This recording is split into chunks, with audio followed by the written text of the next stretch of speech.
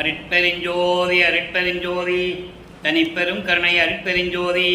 எல்லா உயிர்களும் இன்புற்று வாழ்க, வள்ளல் மலரடி வாழ்க வாழ்க, கொல்லா விரதம் புகழ எல்லாம் ஓங்குக, நல்லோ நினைத்த நலம் பெறுக, நன்றி நினைத்த எல்லோரும் வாழ்க இசைந்து. உலக மக்களே, அறிவார்ந்த அன்பர்களே, ஆண்மநேய ஒருமைப்பாடுடைய அன்பர்களே, அருட்பெருஞ்சோதி ஆண்டவருடைய திருவிளையாடலை பார்த்து கொண்டிருக்கிறோம். இந்த பிரபஞ்சம் தோன்றிய காலத்திலிருந்தே அருட்பெருஞ்சோதியுடைய திருவிளையாடல் எவ்வளவோ நடந்து கொண்டிருந்தன. ஆனால் அருட்பெருஞ்சோதி ஆண்டவர்களுடைய திருவிளையாடல் தான் இது நடந்தது என்பதை யாரும் கூறவில்லை என்பதுதான் வேதனையான விஷயம். ஏனென்றால் சைவ சமயத்தை சேர்ந்த தலைவர்களையும் வைஷ்ணவ சமயத்தை சேர்ந்த தலைவர்களையும் கௌபாரம், சௌரம், காணாபத்தியம் இப்படி சமயங்களை சேர்ந்த தலைவர்களை எல்லாம் பற்றி அவருடைய திருவிளையாடல்களை சொன்னார்களே தவிர அருட்பெருஞ்சோதி ஆண்டவருடைய திருவிளையாடல் என்று யாரும் கூறவில்லை என்பதை நாம் திருவருட்பாவிலிருந்து பார்த்து கொண்டிருக்கிறோம். அருட்பெருஞ்சோதி ஆண்டவருடைய கடைசி திருவிளையாடல் ஏற்கனவே கிரேத யுகம், திரேத யுகம், துவார யுகம், கலியுகம் 4 யுகங்களிலுமே நடந்த திருவிளையாடல்கள். இந்த சமயங்கள், மதங்கள், மார்க்கங்களுடைய வழிபாடு முறைகள் இவர்கள் எல்லாம் மக்களை அதை வழிநடத்தி அவர்கள் கருத்துக்கு ஏற்றபடி தலைவர்களை உருவாக்கி ஆலயங்களை அமைத்து வழிபாட்டு முறைகளை அமைத்து வழிபாடு செய்து விட்டார்கள். இந்த யுகங்களுக்கும் சமயங்கள், மதங்கள், மார்க்கங்களுக்கும் ஒரு கால அளவு உண்டு. அதாவது ஆயுள் கால அளவு உண்டு. அதெல்லாம் முடிந்தவுடனே இந்த சமயங்களும் மதங்களும் மார்க்கங்களும் சொல்லப்பட்ட நெறிகள் எல்லாம் செயல்படாமல் நின்றுவிடும். அப்போ அந்த உலக மக்களுக்கு என்று ஒரு மார்க்க வேண்டும் என்பதற்காக அருட்பெருஞ்சோதி ஆண்டவர் சுத்த சன்மார்க்கத்தை நிறுவி அதை தன் மகன் கையில் ஒப்படைத்து 51 ஆண்டுகள் கழித்து இந்த பிரபஞ்சத்தை இயக்க வைக்க வேண்டும் என்பதற்காகவே தன்னுடைய செல்வ பிள்ளையை இந்த பூலோகத்திற்கு ஒரு தாயின் வழியாக வருவிக்க செய்தார் என்பதை நாம் பார்த்து கொண்டிருக்கிறோம். வருவிக்க விட்ட ஆண்டிலிருந்து 8 ஆண்டுகள் வரையிலும், அதாவது அருட்பெருஞ்சோதியுடைய திருவிளையாடல் 1823ஆம் ஆண்டு தொடங்கி 30/1/1874 இரவு 12 மணி வரையிலும் திருவிளையாடல் நடந்து கொண்டிருக்கிறது. அப்போ இந்த 51 ஆண்டுகளுக்கு பிறகு இந்த பிரபஞ்சத்தை இயக்க வேண்டும் என்பதற்காகவே தனது மகனை ஒரு தாயின் வழியாக வருவிக்க செய்தார் என்பதை திருவருட்பாவிலே பாடலின் மூலமாக நாம் பார்த்து கொண்டிருக்கிறோம். இந்த 51 ஆண்டுகளையும் அருட்பெருஞ்சோதி ஆண்டவர் 8 ஆண்டுகளாக பிரித்து தன் மகனுக்கு எப்படியெல்லாம் அருளை கொடுத்தார் என்பதையும் எப்படியெல்லாம் திருவிளையாடல் செய்து கொண்டிருந்தார் என்பதையும் திருவருட்பாவில் ஒவ்வொரு பதிகத்திலிருந்தும், ஒவ்வொரு திருமுறையிலிருந்தும், ஒவ்வொரு பதிகத்திலிருந்தும், ஒவ்வொரு பாடலிலிருந்தும் நாம் பார்த்து கொண்டிருக்கிறோம். தன் மகனை வருவி கூற்ற பிறகு ஒரு தாயின் கருவறையிலே இருக்கும்போது எப்படி திருவிளையாடல் செய்தார் என்பதை நாம் பார்த்திருக்கிறோம். அதன் பிறகு சிறு வயது குழந்தையாக இருக்கும்போது தில்லையிலே சிதம்பர ரகசியத்தை காட்டியது, அந்த திருவிளையாடலை நம்ம பார்த்துட்டோம். இப்போ 1ஆவது ஆண்டிலிருந்து 8 ஆண்டுகள் வரைக்கும் தன் மகனுக்கு எந்த விதமான அருளை கொடுக்காமல் மறைப்பு நிலையில் தனது மகனை வைத்துக் கொண்டிருக்கிறார். மறைப்பு நிலை. அதன் பிறகு 2வது 8, அதாவது 16 ஆண்டுகளுக்குள் என்ன நடந்தது என்பதை தான் பாடலின் மூலமாக நாம் பார்த்து கொண்டிருக்கிறோம். 8 ஆண்டுகள் வரையிலும் ஒன்றும் இல்லை. 9வது ஆண்டிலிருந்து 9வது ஆண்டு தன் மகனை ஆட்கொண்ட பிறகு அதை பாடலிலே கூறுவார் வல்லற்பமானவர்கள். ஆண்டாரது 3வது ஆண்டிலே ஆட்கொண்ட அருள்கடலை என்று கூறுவார். ஆரோடு 3வது ஆண்டிலே முன்னை என்னை ஆட்கொண்ட கருணையின் கடலை என்று கூறுவார். அப்போ இறைவன் மகனை ஆட்கொண்டது 9வது ஆண்டு என்பது உறுதியாகிவிட்டது, தெளிவாக திருவருட்பாவில் இருக்கிறது. 9வது ஆண்டிலே ஆட்கொண்ட பிறகு அவருக்கு ஞானம் பிறக்கிறது. நல்லா கவனிச்சிங்கன்னா ஞானம் மட்டும்தான் பிறக்கிறது, மெஞ்ஞானம் இல்லை. சுத்தகமாக அவருக்கு தெரியாது, எந்த விளக்கமும் அவருக்கு தெரியாது. மறைப்பு நிலையில் இருந்து கொண்டிருக்கிறார். அந்த நிலையில் திருவருள் முறையீடு உதயமாகிறது. 1ஆம் திருமுறை, அது பதிகம் 6. இன்று 117வது பாடலை பார்க்க போகிறோம். திருவருள் முறையீடு மொத்தம் 232 பாடல்களை கொண்டது. ஒவ்வொரு பாடலிலும் இந்த 4 யுகங்களிலுமே சிவபெருமான் என்றும், சைவ சமயத்தை சேர்ந்த தலைவனாகிய சிவபெருமான் என்றும், தியாகராஜ பெருமான் என்றும், சொக்கநாதன் என்றும், சங்கரன் என்றும் இப்படியெல்லாம் பல பெயர்களை அளித்துக் கொண்டிருந்தார்கள். அதே நிலையில் இருந்து கொண்டு நமது பிள்ளை பெருமான் அவர்களும் சமயங்களும் மதங்களும் மார்க்கங்களும் சொல்லப்பட்ட நெறிகளில் இருந்து கொண்டிருக்கிறார். இருந்துதான் ஆகணும், அது காலத்தின் கட்டாயம். அப்போ அந்த சமயங்களுடைய சங்கற்ப விகற்பங்களை பின்பற்றிக் கொண்டிருக்கிறார். திருநீர் பூசிக்கொண்டும், அந்த குறியீடுகள் உத்திராட்சமணியை கழுத்திலே மாட்டிக்கொண்டும், கடுக்கான் இட்டுக்கொண்டும் இப்படியெல்லாம் சிவபெருமானை நமச்சிவாய என்றும், சிவாய நம என்றும், சங்கரன் என்றும் இப்படி பல பெயர்களை அளித்துக் கொண்டு பாடிக்கொண்டிருக்கிறார். அந்த நிலையில் இருக்கும்போது உருவானதுதான் திருவருள் முறையீடு. பாடலை நல்லா கவனிங்க. பாடலுடைய விளக்கம் உங்களுக்கு புரியாட்டாலும் கூட இறைவன் கொடுத்த விளக்கம் எளிமையான விளக்கம். குறுந்தாம் என் சோக மனமான பிள்ளை குரங்குக்கு, பிள்ளை குரங்கு என்று சொல்லுகிறார். இவர் சின்ன சின்ன பருவத்தில் இருக்கும்போது சின்ன பிள்ளையாக இருக்கிறேன்னு சொல்லி அந்த குரங்கு எப்படி விளையாடுகிறது, மனம் குரங்கு போன்றது, தாவி தாவி கொண்டிருக்கும். அதனால பிள்ளை குரங்கு என்று சொல்லுகிறார் தன்னை. குறுந்தாம் என் சோக மனமான பிள்ளை குரங்குக்கு இங்கே, இங்கே என்பது பூலோகத்தில், இங்கே வருந்த ஆணவம் என்னும் மானிட பேய் ஒன்று மாத்திரமோ, பெரும் தாமதம் என்றும் ராக்காத பேயும், ராக்காத பேயும் பிடித்தது எந்தாய், திருந்தா அதன் குதிப்பு எண் ஒரு வாய் கொண்டு செப்பறிதாய், ஒரு வாய் கொண்டு செப்ப அரிதே. இது பாடல். இந்த பாடலுடைய விளக்கம் பாருங்க. அதாவது பகைகளையும் வஞ்சகங்களையும் வளர்த்து கொண்டு என் சோக மனம் பிள்ளை குரங்கு போல, குட்டி குரங்கு எப்படி விளையாடும், தாவி தாவி விளையாடும். அதுபோல எனது மனம் ஒரு நிலையில் இல்லாமல் தாவி கொண்டிருக்கிறது என்று கூறுகிறார். மனம் அவர் ஒரு நிலையில் இல்லை. காரணம், இறைவனால் வருவிக்க உற்றவன் என்ற நிலை தெரிந்தும் கூட அவரால் எந்த அருளையும் பெற முடியவில்லை. அவர் மனம் ஒரு நிலையில் இல்லை. இந்த நிலையை வெளியே சொல்லவும் முடியாது. இந்த காலகட்டத்தில் இருந்து கொண்டிருக்கிறார் நம்ம பிள்ளை பெருமானவர்கள். அந்த பிள்ளை குரங்கு எப்படி குதித்து விளையாடுமோ குட்டி குரங்கு, அதுபோல நானும் எனது மனநிலை ஒரு நிலையில் இல்லாமல் அங்கேயும் இங்கேயும் திரிந்து கொண்டிருக்கிறேன். அப்படியெல்லாம் இருந்து கொண்டிருக்கும் போது என் மனம் வருந்த கூட ஆணவம் என்னும் ஒரு பேய், ராக்கத பேய் ராட்சச பேய் என்பது இங்கே அறியாமையை கூறுகிறார். ஆணவம் என்பது செருக்கும் ஆணவமும் இந்த மானிட பேய் ஒன்று மட்டுமல்ல. முன்னால் இந்த வருவிக்க விட்டு இந்த மானிட பிழைவை எடுத்து விட்டேனே, அதோடு மட்டுமல்ல, ஆணவம் மட்டுமல்ல, அறியாமை மட்டுமல்ல, சோம்பல் என்னும் அந்த பேயும் என்னை சேர்ந்து பிடித்து கொண்டது சொல்லுகிறார். ஆணவம் அதாவது கண்மம், ஆணவம், மாயை, மாமாயை, துரோதைன்னு ஆணவ மலங்கள்லாம் இருக்கு. அதை குறிப்பிடுகிறார். இப்படியெல்லாம் இருந்து கொண்டு நான் தெரிந்து கொண்டிருக்கிறேன். என் மனம் ஒரு நிலையில் இல்லை. அதனுடைய ஆட்டம் எல்லாம் அடங்காது. அவனுடைய ஆட்டங்கள்லாம் அடங்காமல் இருந்து கொண்டிருக்கிறது. மனம் அந்த அளவுக்கு என் கட்டுப்பாட்டில் இல்லை என்று சொல்லுகிறார். அடங்காது என் தந்தையே, என்னவென்று நான் சொல்லுவது? இதை எப்படி சொல்லுவது? அதை சொல்ல வேண்டுமானால் ஒரு வாயால் மட்டும் சொல்ல முடியாது. வாயால் சொல்ல முடியாது. அவ்வளவு அளவு கடந்த துன்பத்தை நான் அனுபவித்துக் கொண்டிருக்கிறேன். என் மனம் ஒரு நிலையில் இல்லை. என் தந்தையே, விரைவில் வந்து எனக்கு அருள்வாயாக என்று சொல்லி இந்த பாடலை நமக்கு அருளியிருக்கிறார்கள். அதன் பிறகு 13வது ஆண்டில், வடிவுக்கு விட்ட 13வது ஆண்டில் இவர் மனம் திருவொற்றியூருக்கு செல்ல சொல்லுகிறது. இறைவன் தூண்டி விடுகிறார் மனதை. உடனே இவர் திருவொற்றியூர் செல்லுகிறார். அங்கே 2ஆம் திருமுறை உருவாகிறது. இதுவரையிலும் 2ஆம் திருமுறையிலே 9 பதிவுகளை, திருவொற்றியூரிலே 9 பதியங்களில் இருக்கின்ற 90 பாடல்களை, கிட்டத்தட்ட 100 பாடல்களுடைய விளக்கத்தை நாம் பார்த்து விட்டோம். ஒவ்வொரு நாளும் திருவொற்றியூரிலே இருந்து கொண்டு திருவிழா வீதி தியாகராஜன் பெருமான் வரும்போது எப்படியெல்லாம் அருளை பெற்றுக் கொள்ளலாம் என்று தவித்தாரோ ஒன்றும் நடக்கலை. அதன் பிறகு திருமலை வாயில் செல்லுகிறார். அங்கேயும் ஒன்றும் நடக்கலை. இப்போ திருவள்ளி தாயத்தில் இருந்து கொண்டிருக்கிறார். காட்சி பெருவிதம் என்ற பதிகத்திலே 7வது பாடலை பார்க்க போகிறோம். அங்கே கந்த துணியை கட்டிட்டு இருக்காரு. யாரை ஏமாத்திருக்கு? கந்த துணியை கட்டிட்டு இருக்க, இது நல்லாவா இருக்கு அப்படின்ற முறையில் இறைவன் முறையீடு செய்வார். துண்ணும் மா மருந்தே, சுடரே, அருள் மண்ணும் மா மாணிக்கமே, வள்ளி கேசரே, துண்ணும் கந்தையை சுற்றி நிற்பீர் எனில் என்ன, நீர் எமக்கு ஈயும் பரிசுதா, நீர் எமக்கு ஈயும் பரிசு அதே, எனக்கு கந்த துணியை கொடுக்க போறியா? அன்னைக்கே சொன்னேன், நான் என்னை தெருவில் விட்டுருவேன்னு சொன்னேன். அந்த பாடலுடைய விளக்கத்தில் நம்ம பார்த்துட்டோம். இன்னைக்கு நான் தெருவில் நிற்கிறேன். எனக்கு ஒன்றும் இல்லை. பெத்த பிள்ளையை தெருவில் விட்டுட்டான் அப்பன்னு சொல்லி உன் மேலே பழி சுமத்துவாங்க. இந்த உலகம் பழி சுமத்தும். அந்த பழி சொல்லுக்கும் எலி சொல்லுக்கும் ஆளாகக்கூடாது என்பதற்காக தான் உன்னை திருவொற்றியூர் வந்து பார்க்க வந்தேன். பதில் இல்லை.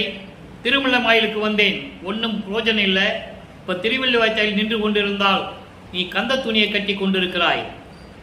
அதனுடைய விளக்கம் சொல்றாரு. ரொம்ப எளிமையான விளக்கம்.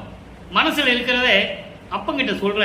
தந்தைக்கும் மகனுக்கும் எப்படி உரையால் நடக்குமோ அதுபோல துண்ணும் மாமருந்தே. துண்ணும் மாமருந்தே என்பது உன்னை அடைந்து வணங்குகின்ற அடியார்களுக்கு அருளை கொடுத்த இறைவனே, சுடரே, சுடர் போன்று ஒளிவிட்டுக் கொண்டிருக்கின்ற இறைவனே, அருள் மண்ணும் மா மாணிக்கமே, நிலையாக அருளை பெற்றுக்கொண்டு நிலை பெறுடைய நிலையில் இருக்கின்ற மாணிக்கம் போன்ற இறைவனே, வள்ளி கேசரே, திருவெள்ளித்தாயத்தில் இருக்கின்ற கேசரே, இறைவனை கேசரே என்று சொல்லுகிறார், கேசன் என்று சொல்லுகிறார். துண்டும் கந்தையை சுற்றி நிற்பீர். தொடர்ந்து நீ கந்த துணியை கட்டிக்கொண்டு நீ இங்கே இருந்து கொண்டிருக்கிறாய். அப்படி என்றால் இதற்கு என்ன அர்த்தம் எனில் என்ன என்று கேட்கிறார். எதற்காக நீ கந்த துணி கட்டி கொண்டிருக்கிறாய்? இப்ப நான் உன்னை பார்க்க வந்திருக்கேன், நீ கட்டிக்கொண்டு என்ன சொல்றியா? இதை அப்பா மகனுக்கு கொடுக்கிற பரிசான்னு கேட்கிற. நீ எமக்கு ஈயும் பரிசாதே, எனக்கு கந்த துணியை தான் கொடுப்பியா? நீ இந்த விளையாட்டெல்லாம் வேண்டாம், திருவிளையாடெல்லாம் வேண்டாம், விரைவில் வந்து எனக்கு அருள வேண்டும் என்று சொல்லி அந்த பாடலை நமக்கு அருளி இருக்கிறார்கள். இப்போ வல்லப்ப மனவர்கள் வருவிக்க உற்று 16 ஆண்டுகள் வரையிலும் இந்த நிலை தொடர்ந்து கொண்டிருக்கிறது. அப்போ 16 ஆண்டுகள் வரும்போது ஆணாக இருந்தாலும் சரி பெண்ணாக இருந்தாலும் சரி காமம் வருவது இயற்கை, உலகின் இயற்கை. அப்ப அந்த நிலையில் இருக்கும்போது இவர் எப்படி இறைவன் மீது காதல் கொண்டார்? தன்னை தலைவியாகவும் இறைவனை தலைவனாகவும், அதாவது இவரை மனைவியாகவும் இறைவனை கணவனாகவும் சில பாடல்களிலே நமக்கு அருளி இருப்பார்கள். அந்த நிலையை, அந்த மனக்கவலையை, காதலன் வந்து தன்னை பார்க்கவில்லை, காதலன் வந்து தனக்கு எந்த இன்பத்தையும் கொடுக்கவில்லை என்பதை தோழியிடம் சொல்லுவது போல, உள்ளத்திடம் சொல்லுவது போல உலக மக்களுக்கு தெரிவித்துக் கொண்டிருக்கிறார் பாடல்களின் மூலமாக. இப்ப நம்ம பாடலை பார்க்க போறோம், நல்லா கவனிங்க. புனரா விறகு பொருந்துரு வேட்கையின் இரங்கல் அப்படின்னு ஒரு பதிகம். இந்த பதிகம் மொத்தம் 30 பாடல்களை கொண்டது. இதுவரை 25 பாடல்களுடைய விளக்கத்தை பார்த்திருக்கோம். ஏன் பாடல்னு சொல்லி விளக்கம் பார்க்கிறோன்னா, பாடல்களில் இருந்துதான் இறைவனுடைய திருவிளையாடலை உண்மையாக இருக்கிறது என்று உலக மக்களுக்கு சொல்ல வேண்டும். கதையா சொல்லக்கூடாது, இது கற்பனை அல்ல. அப்ப 26வது பாடல் இன்னைக்கு என்ன சொல்றாருன்னு பார்ப்போம். போகம் உடையார் பெரும் பற்றை புலியூர் உடையார். திருக்கடை புலியூரை சொல்றார். புலியூர் உடையார் போத சிவ யோகம் உடையார், வளர் ஒற்றையூர் வாழ்வு உடையார். இறைவனை பத்தி சொல்லிட்டு, தியாகராஜனை பத்தி சொல்லிட்டு உற்றிலரே அப்படின்னு சொல்றார். அந்த உற்றிலருக்கு தான் நம்ம விளக்கம் கொடுக்க போறோம். இன்னும் வந்து என்னை வந்து சேரவில்லை, என்னை வந்து பார்க்கவில்லை. சோகம் உடையேன் சிறிதேனும், சோகம் உடையேன் சிறிதேனும் துயிலோ அணையா, குயில் ஒளியா வேகம் அயர்ந்தே, என்னடி நான் செய்வதொன்றும் தெரிந்திலனே. தோழியிடம் சொல்லுவது போல, ஒரு பெண் ஒரு ஆணை காதலிக்கும் போது அந்த காதலனையும் தன்னுடைய காதலுடைய நிலையையும் தோழியிடம்தான் கூறுவாள். அந்த நிலையில் இருந்து கொண்டு இந்த பாடலை நம் கருளி இருக்கிறார்கள். இறைவன் மீது காதல் கொண்டுள்ளார் என்று அர்த்தம். அவ்வளவு காதல் உண்டு இறைவனுக்கு. அப்போ என்ன சொல்றாருன்னா, பேரின்பம் உடையவர் திருக்கடை புலியூரில் இருக்கின்ற இறைவன், போத சிவ யோகம் உடையார் சிவானந்தம் உடைய இறைவன், ஒற்றியூரிலே வாழ்ந்து கொண்டிருக்கின்ற இறைவன். அப்படிப்பட்ட இறைவன் இன்னும் என்னை வந்து சேரவில்லை. காரணம், வருவிக்க உற்றவன் நான் என்ற நிலையை மட்டும் அறிவித்து விட்டு மறைந்து விட்டார். முன்பருவம் பின்பருவம் காட்டி அருள்வேன் என்று கூறி சென்று மறைந்து விட்டார். நானும் இறைவனை தேடி சென்று கொண்டிருக்கிறேன். உலக மக்களே, இப்போ நான் திருவொற்றியூரில் இருந்து கொண்டிருக்கிறேன். திருவொற்றியூர், திருமலைவாயில், திருவள்ளித்தாயம் போய் இறைவனை பார்த்து கொண்டிருக்கிறேன். இறைவன் இன்னும் வந்து சேரவில்லை. இறைவன் எனக்கு எந்த விதமான அருளையும் கொடுக்கவில்லை, எனக்கு எந்த சுகத்தையும் கொடுக்கவில்லை. நான் சோகத்தோடு இருந்தாலும் கூட தூக்கம் வரவில்லை. துயிலா அணையா, துயில்னா உறக்கம், தூக்கம் முடியவில்லை என்னால். காதலனுடைய நிலையை நினைத்து பார்த்து பார்த்து மன வேதனையோடு இருந்து கொண்டிருக்கும் போது எப்படி தூக்கம் வரும்? எனக்கு தூக்கம் வரவில்லை. உடம்பு தொடர்ந்து இந்த தேகம், அதான் குயில் ஒளியா தேகம் அயர்ந்தே, இந்த தேகம் மெலிந்து கொண்டே இருக்கிறது. இந்த தேகம் மெலிந்து கொண்டிருக்கும் போது வருத்தம் அடையாமல் என்ன செய்ய முடியும் தோழி? மிகவும் வருந்தி கொண்டிருக்கிறேன். திகைத்துக் கொண்டிருக்கிறேன் தோழி என்று சொல்லி இந்த பாடலை நமக்கு அருளியிருக்கிறார்கள். இதன் மூலம் உலக மக்களுக்கு அவர் மைய கருத்தாக என்ன கூறுகிறார் என்றால், இதே போலதான் 24 ஆண்டுகள் வரைக்கும் உலக மக்களே நான் இறைவனால் வருவிக்க உற்று இறைவனிடமிருந்து எந்த அருளையும் பெற முடியவில்லை. நான் என்ன செய்வது? எப்படிப்பட்ட இறைவன்? பேரின்பமான இறைவன், புலியூரில் இருந்து கொண்டிருக்கின்ற இறைவன், சிவபோகமுடைய இறைவன், திருவொற்றியூரில் இருக்கின்ற இறைவன். அப்படிப்பட்ட இறைவன் இன்னும் என்னை வந்து சேரவில்லை. நான் சோகத்தோடு இருந்து கொண்டிருக்கிறேன், தூக்கம் வரவில்லை, இந்த அழகான உடம்பு, இந்த தேகம் மெலிந்து கொண்டிருக்கிறது. நான் என்ன செய்வேன் உலக மக்களே? இப்பொழுது இந்த நிலை எனக்கு இருந்து கொண்டிருக்கிறது என்று சொல்லி உலக மக்களுக்கு தெரிவிக்கிறார். இப்போ இதை பழப்பமர்கள் மூன்றாம் திருமுறையில் இருக்கிற பாடல்களுடைய விளக்கத்தை தரும்போது அவர் 3வது எட்டில் இருந்து கொண்டிருக்கிறார். 24 ஆண்டுகளுக்குள் இதுதான் நடந்துகிட்டு இருக்கு. இப்போ 4வது எட்டு தொடங்குகிறது. 4 8 32. 25வது ஆண்டிலிருந்து 32 ஆண்டுகளுக்குள், இந்த 8 ஆண்டுகளுக்குள் தான் இறைவன் எப்படி வந்து மகனை ஆட்கொண்டு மகன் முன் தோன்றி எப்படி அருளை கொடுக்கிறார் என்பதை பார்த்து கொண்டிருக்கிறோம். அதன் முன்னால் 27வது ஆண்டு தொடக்கத்தில் இது தினமும் சொல்லிதான் ஆக வேண்டும். இறைவனுடைய திருவிளையாடலை சொல்லும் போது தனக்கோடி அம்மையாரை குறிப்பிட்டு சொல்லாமல் இருக்கவே முடியாது. தனக்கோடி அம்மையாருக்கு திருமங்கல்யம் பூட்டி அந்த அம்மாவுக்கு விமோசனத்தை காட்டிவிட்டு அவர் மனம் வேதனைப்படுகிறது. இறைவன் அங்கு வந்தும் மணமக்களை வாழ்த்தவில்லை, மகனை வந்து பார்க்கவில்லை. நீ இந்த பெண்ணுக்கு தாலி கட்ட வேண்டும் என்று விண்ணுலகத்திலே சொன்னாரே தவிர வந்து ஆசீர்வாதம் பண்ணவில்லை. ஆனால் பிரம்மன், திருமால், ருத்திரன் போன்ற பதத்தலைவர்களும் விண்ணவர்களும் தேவர்களும் சத்தர்களும் சக்திகளும் நவநிலை கூட்ட தலைவர்களும் அருகர்களும் எல்லாம் வந்து பார்த்து உட்கார்ந்துட்டு இருக்காங்க. ஆனால் இவர் வராத பார்த்து என் மனம் மிகவும் துன்பப்பட்டது என்று சொல்லுகிறார். அதன் பிறகு 2 குதிரை மாட்டின தேர்ல வந்து மணமக்களை வாழ்த்தியது அந்த விளக்கத்தையெல்லாம் நம்ம பார்த்துட்டோம். அப்போ இந்த நிலையில் இருந்து கொண்டிருக்கும் போது மனம் வேதனைப்பட்டு தந்தையை பார்க்க முடியவில்லை. அதனால் இனிமேல் எங்கேயும் செல்லக்கூடாது. திருவொற்றியூரோ திருவள்ளித்தாயமோ திருமுல்லைவாயிலோ எங்கேயும் போகக்கூடாதுன்னு சொல்லி வீட்டுக்குள்ள வந்து கதவை பூட்டி தாப்பா போட்டார். வந்து தாப்பா திறந்துட்டு இறைவன் வரட்டும்னு சொல்லி தாப்பா போட்டாச்சு. இப்போ அந்த நிலையை எப்படி பாடல்ல சொல்றார்? அருட்பிரகாச மாலை 4ஆம் திருமுறை பதிகம் 2 பாடல் 42. மொத்தம் 100 பாடல்களை கொண்டது. இன்னைக்கு இதுவரைக்கும் 41 பாடலை பார்த்துருக்கோம். ஒவ்வொரு பாடலிலும் எப்படி வந்து மகனை அழைத்து கொஞ்சி குலாவி எப்படியெல்லாம் அருளை கொடுத்தார் என்பதையும் நாம் பார்த்துக்கிட்டே இருக்கோம். இன்னைக்கு 42வது பாடல். மால் நினைத்த அளவு எல்லாம் கடந்து, பாடல்ல மான்னு இருக்கும், இல் மருவி இருக்கிறது. இல் வந்து இன்னாக மருவி இருக்கிறது.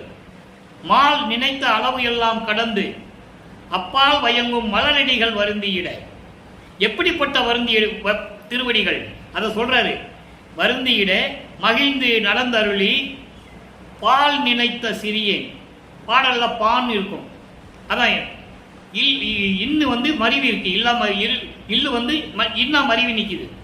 பான் நினைத்த சிறியேன் நான் இருக்கும் இடத்தை அடைந்து பனை கதவம் திறப்பித்து. இவர் திறக்கல, அவர் தான் வந்து திறக்கிறாரு. அவருடைய அருளாற்றம் தாப்பா திறக்குது. திறப்பித்து பரிந்தழைத்து மகனே நீ நினைத்த வண்ணம் எல்லாம் கைகூடும், இது ஓர் நின்மலம் என்று என் கைதனில் நேர்ந்து அளித்தாய். இது என்பது ஒரு அருள் கொடை. ஒன்றுன்னு சொல்லுவார் எல்லா பாடலையும். இன்னைக்கு இதுன்னு சொல்றாரு. மகனிடம் காட்டி இது ஓர் நின்மலம் என்று என் கைதனில் நேர்ந்து அளித்தாய். எனக்கு நான் நினைத்த நன்றி ஒன்றும் இல்லையே, நீ அருளை நாயடியேன் என் புகழுவேன் நடராஜ மணியே. இப்போ நடராஜ மணியேன்னு சொல்லுவார்.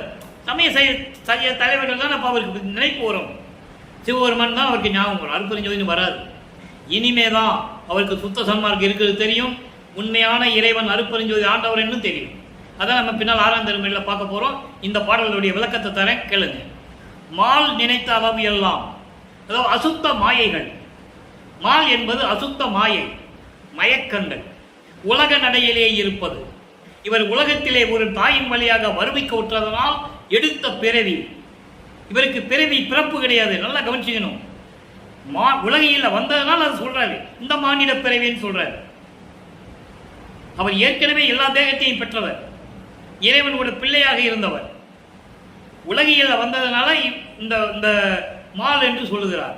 அசுத்த மாயை உடைய அளவு எல்லையெல்லாம் கடந்து, அவற்றையெல்லாம் கடந்து அப்பால் விளங்கி கொண்டிருக்கின்ற உனது மலரடிகள், மலர் போன்று மென்மையான சிவந்த திருவடிகள்.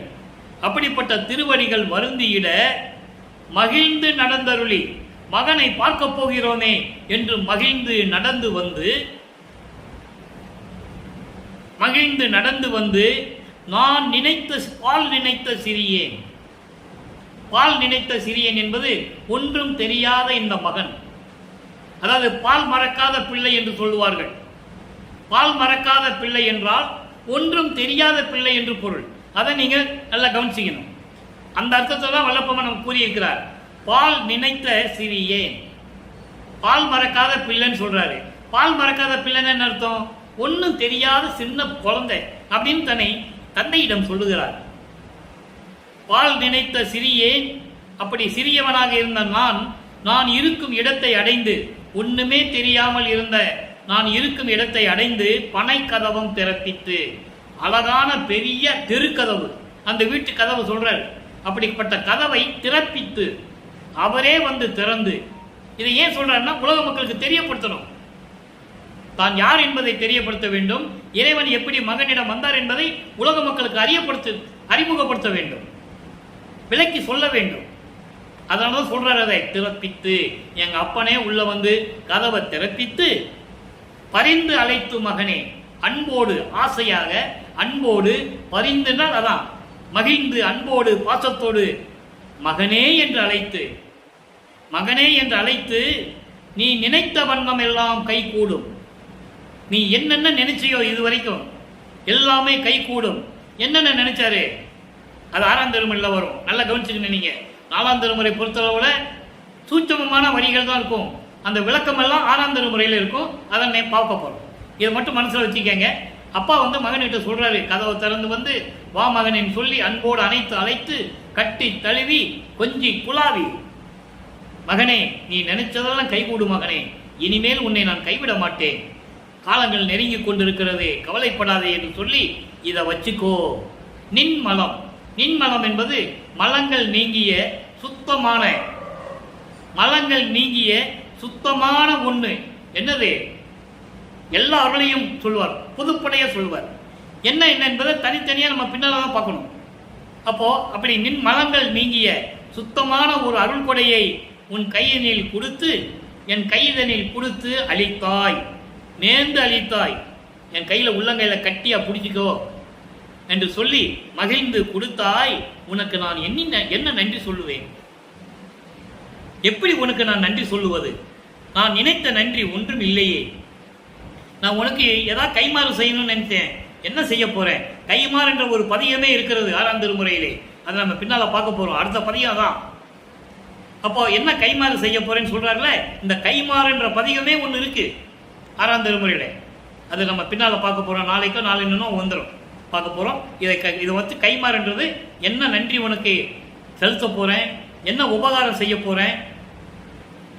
தந்தை மகனுக்கு செய்த கடமையை நீ செய்து விட்டாய், மகன் தந்தைக்கு என்ன கடமை செய்வது இருக்குல்ல, அதை பின்னால சொல்லுவாரு. இப்போ அப்படி நான் என்ன செய்தேன்னு தெரியலன்னு சொல்லி அந்த அருளை வாங்கி கொண்டார். நின் அருளை நான் என்னவென்று சொல்லுவேன்? அம்பலத்திலே திருவிளையாடல் செய்து கொண்டிருக்கின்ற இறைவனே என்று சொல்லி இந்த பாடலை நமக்கு அருளியிருக்கிறார்கள். ஆக 24 ஆண்டுகள் வரைக்கும் நமது பிள்ளை பெருமானவர்கள் எப்படியெல்லாம் இறைவனை அருளை பெற முடியாமல் துன்பப்பட்டார் என்பதையும், எப்படி மனநிலையில் இருந்தார் என்பதையும், அதன் பிறகு தனக்கோடி அம்மையாரை ஏற்றுக்கொண்டு அந்த நிலை முடிந்த பிறகு இறைவன் வந்து எப்படியெல்லாம் அருளை கொடுத்தார் என்பதையும், 32 ஆண்டுகள் வரைக்கும் என்ன நடந்தது என்பதையும், வல்லப்பமானவர்கள் அறிவிக்கவுற்று 32 ஆண்டுகள் வரையிலும் என்ன நடந்தது என்பதையும் இப்போ பாடலின் மூலமாக நாம் பார்த்து விட்டோம். அதன் பிறகு 33வது ஆண்டு தொடங்குகிறது. அதாவது அறிவிக்கவுற்று 33வது ஆண்டு. வல்லப்பமானுக்கு வயது இல்லை என்பதை நான் ஒவ்வொரு நாளும் கூறிக்கொண்டிருக்கிறேன். நீங்க நல்லா மனசுல வச்சுக்கணும். அவர் ஒவ்வொரு யுகத்தில் இருந்தவர், அவர்களால் வயசு கிடையாது. அப்போ 32வது ஆண்டு தொடக்கத்தில் இவர் எப்படி அங்கே சுத்த சன்மார்க்க வாங்குவதற்கு விண்வெளிக்கு சென்றார், சுத்த சிவஞான வழிக்கு சென்றார் என்பதையும், அங்கே எப்படியெல்லாம் நடந்தது என்பதையும் ஏற்கனவே பாடலில் பார்த்துட்டோம். இருந்தாலும் இன்றும் அவர் அதை சொல்லுகிறார். நீங்கள் நல்ல பாடலை கவனிங்க. 6ஆம் திருமுறை அருள் விளக்க மாலை 51வது பாடல். அருள் விளக்க மாலை மொத்தம் 100 பாடல்களை கொண்டது. இன்னைக்கு 51வது பாடலை பார்க்க போகிறோம். இப்போ வல்லப்பமானவர்கள் இந்த பாடலை நமக்கு அருளும்போது அவர் 5வது எட்டினுடைய முடிவில் இருக்கிறார். 40வது ஆண்டு வருவிக்க உற்று 40வது ஆண்டு முடிவிலே இருக்கிறார். நல்லா கவனிச்சுக்கணும் நீங்க. அப்போ என்ன நடந்தது? நீ நினைத்த நன்மை எல்லாம் யாம் அறிந்தோம். இறைவன் சொல்றாரா மகன் கிட்ட? நல்லா கவனிக்கணும். நீ நினைத்த நன்மை எல்லாம் யாம் அறிந்தோம், நினையே நேர்காண வந்தனம். வராரு. இவர் சொல்லும் போதெல்லாம் கூப்பிடும் போது அவர் வரணும், பூலோகத்துக்கு வரணும். இப்ப வராரு. நீ நினைத்த நன்மை எல்லாம் யாம் அறிந்தோம், நினையே நேர்காண வந்தனம். நான் உன்னை நேர பார்க்கறதுக்காக வந்த மகனே என்று சொல்லி என்றன் முடிமேல் மலர்கால் தான் நிலைக்க வைத்தருளி படுத்திட, நான் செருக்கி கால்கள் எடுத்து அப்புறத்தை வைத்திட, நான் தான் நகைத்தே ஏன் நகைத்தாய், இவ்வளவு சுதந்திரம் என் மகனே எனக்கு இல்லையோ என்று அருளி என்னை ஆண்ட குருவே. இப்போ இவரே இந்த சமயங்களும் மதங்களும் மார்க்கங்களை கடந்த பிறகு அவர் நிலைகளை எல்லாம் நினைத்து வருத்தப்பட்டு படுத்திருக்கிறார். அப்போ இறைவன் இவர் முன்னால் எழுந்தருளி அங்கிருந்து விண்ணுலகத்திலிருந்து வராரு அருட்பெருஞ்சாண்டவர். வந்த உடனே, மகனே நீ கவலைப்படாதே, நீ என்னென்ன நினைத்தையோ எல்லாம் எனக்கு தெரியும், உன்னதான் நேர பார்க்க நான் வந்தேன் என்று சொல்லி இவர் தலைமையிலே அவர் திருவடியை வைத்து ஆசீர்வாதம் செய்கிறார். இவர் படுத்திருக்கிறாரே நமது பிள்ளை பெருமானவர்கள். சொல்லிட்டு அந்த பக்கம் அருட்பெருஞ்சாண்டவர் படுத்து அவர் திருவடியை வைத்து இவர் காலில் வைக்கிறார். நல்லா கவனிக்கணும். காலில் வைக்கும்போது இவர் என்ன பண்றார்? கோபம், அப்பா மேல கோபம் மகனுக்கு. திருவடிகளை தட்டி விடுறார், காலை தட்டி விடுறார். காலை தட்டி விடும்போது திருப்பி எடுத்து திருப்பி தலையில வைக்கிறார், திருப்பி தட்டி விடுறாரு. அப்புறம் தட்டி விட முடியல, அழித்து பிடிச்சுக்கிட்டாரு அருட்பெருஞ்சாண்டவர். இவர் காலை அசைக்க முடியல. அதான் சொல்றாரு, நீ நினைத்த நன்மை எல்லாம் நாம் அறிந்தோம், நினையே நேர்காண வந்தோம். உன்னை பார்க்கறதுக்காக நான் நேரில் வந்திருக்கேன் என்று சொல்லி என் தலை மீது அவர் திருவடிகளை வைக்க, நான் அதை எடுத்து கீழே அப்புறப்படுத்த, திரும்ப அவர் எடுத்து என் தலைமையிலே வைக்க, நான் எனக்கு செருக்கோடுன்னு சொல்றாரு. அதை கோபம் வந்துச்சான் அவருக்கு அப்பா மேல. தனியா விட்டுட்டு போயிட்டானே பூலோகத்தில் அப்படின்னு சொல்லி கோபம் வந்ததுனால தட்டி தட்டி விடுறாரு. அவர் அழித்து பிடிச்சிக்கிட்டார் மறுபடியும். இவரால் அசைக்க முடியல. அப்படி நான் செருக்கி தாள்கள் எடுத்து அப்புறத்தை வைக்க, அவர் சிரித்து கொண்டே தான் நகைத்தே. அவர் சிரித்து கொண்டே, ஏன் நினைத்தாய், ஏன் நினைத்தனா, என்ன நினைத்தாய் மகனே, எதுக்காக இப்படி உன் கோபப்படுகிறாய், என்ன நினைத்தாய் என் மகனே, இந்த சுதந்திரம் எனக்கு இல்லையோ, இவ்வளவு சுதந்திரம் எனக்கு இல்லையோ கேட்கிறார். மகன் கிட்ட கேட்கிறார், என் மகனே உன் தலைமையில என் காலடி வைக்கிறதுக்கு எனக்கு சுதந்திரம் இல்லையா, எனக்கு உரிமை இல்லையா? எவ்வளவு அற்புதமான திருவிளையாடல் பாருங்க. யார் சொன்னது? ஒரு ஆளு கூட சொல்லலை. 202 வருஷம் 202 வருஷம் தான் ஆயிருக்கு இந்த திருவிளையாடல் நடந்து. யார் சொன்னது? எத்தனையோ யுகங்கள்ல நடந்ததெல்லாம் சொன்னாங்கல்ல, எவ்வளவு திருவிளையாடல்கள் சொன்னாங்கல்ல, யார் சொல்லல. அதனால உலக மக்களுக்கு தெரியாது. அதனால இப்படியெல்லாம் திருவிளையாடல் நடந்தது என்பதை உலக மக்களுக்கு தெரிவிக்கிறார். எனக்கு எங்க அப்பாவுக்கு இவ்வளவுதான் நடந்தது. அப்போ இந்த சுதந்திரம் எனக்கு இல்லையா மகனே, உன் தலைமையில என் கால் வைக்க கூடாதா, எனக்கு சுதந்திரம் இல்லையா, உரிமை இல்லையா என்று அருளி என்னை ஆண்ட குருவே. தேன் நினைத்த தீம்பாகே. இறைவனை சொல்றாரு, தேனும் சர்க்கரையும் கலந்தா எவ்வளவு இனிப்பா இருக்கும், அது போன்று இருக்கின்ற இறைவனே, கனியே, முக்கனி போன்று இனிந்து கொண்டிருக்கின்ற இறைவனே, தெய்வ நடத்தரசே, திருவிளையாடல் செய்து கொண்டிருக்கின்ற எனது தலைவனே, அருட்பெருஞ் ஜோதியே, என் சிறுமொழி ஏற்றருளே. நான் சொல்லுவதையும் நான் பாடுவதையும் என்னுடைய விண்ணப்பங்களையும் என்னுடைய முறையீடுகளையும் எப்படி வேணா நீங்க எடுத்துக்கலாம், என்னை அதெல்லாம் ஏற்று எனக்கு அருள வேண்டும் என்று சொல்லுகிறார். இவர் மறுபடியும் போயிட்டார், அருட்பெருஞ் ஜோதி மேலே போயிட்டார், சிவஞான வழிக்கு போயிட்டாரு. இவர் திருப்பி கூப்பிடுறாரு. அப்ப 43வது பதிகம் இறை திருக்காட்சி உருவாகிறது. அதில் இன்னைக்கு 12வது பாடல். திரும்பி மகனை பார்க்க வராரு. நல்லா கவனிக்கணும். இறைவன் எப்படிப்பட்ட இறைவன், எப்படி மகனை வந்து எப்படி ஆசீர்வாதம் செய்கிறாருன்னு இந்த பாடலில் இருக்கு. துன்புரையில் மகனே, இவர் தலைமையில காலை வச்சு ஆசீர்வாதம் பண்ணிட்டு அவர் போயிட்டாரு. நீ நாட்கள் இருக்கிற மகனே, ஆண்டுகள் இருக்கிறதே, நான் வருகிறேன், நீ மகிழ்வோடு இருப்பாயான்னு சொல்லிட்டு போயிட்டாரு. இவருக்கு மனசு தாங்கலை, திரும்பி கூப்பிடுறாரு. அதான் அருள் விளக்க மாலை உதயமாகிறது. சீக்கிரம் வான்னு சொல்றாரு. வந்துட்டார். வந்த உடனே சொல்றாரு, துன்புரையில் மகனே தூங்கலை என. தூங்காத, தூங்கக்கூடாது, இறைவன் தூங்கக்கூடாதுல்ல, இப்ப இருந்தே பக்குவப்படுத்தணும்ல மகனை. அதனால சொல்றாரு, தூங்காதே மகனே, துன்பம் அடையாதே மகனே என என்று என் சோர்வெல்லாம் தவிர்த்த நல்ல தாய் போன்ற இறைவனை, அன்புள்ளே கலந்த தந்தையை, அன்போடு என்னோடு கலந்து கொண்டு அணைத்துக் கொண்டு மகிழ்ந்த எனது தந்தையை, என்றன் ஆவியை, எனது உயிரை, பாவியேன் உள்ளத்தை இன்பிலே நிறைவித்து அருள் உருவாக்கி இனிது அமர்ந்து அருளிய இறையை. இந்த பாவியினுடைய உள்ளத்தில் தன்னை பாவி என்று தாழ்த்திக் கொள்ளுகிறார். தந்தை முன்னால் தாழ்த்திக் கொள்ளுகிறார்.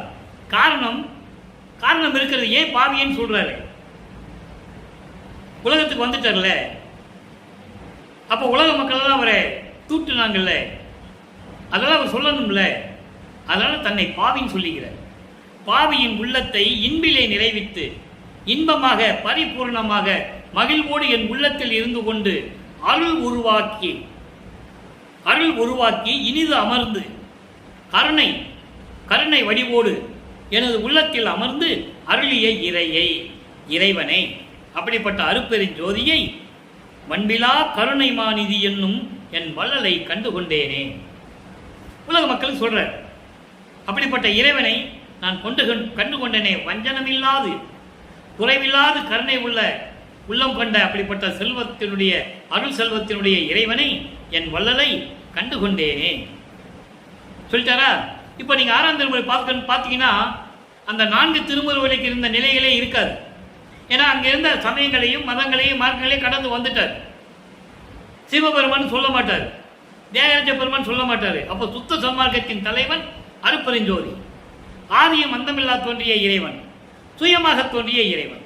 அதை ஒரு இடத்துல சொல்லுவார், தாய் வயிற்றில் முறைக்காத இறைவன் என்று சொல்லுவார். தானாக தோன்றிய இறைவன் என்று சொல்லுவார். அப்படிப்பட்ட இறைவனை நான் கண்டு கொண்டேனே.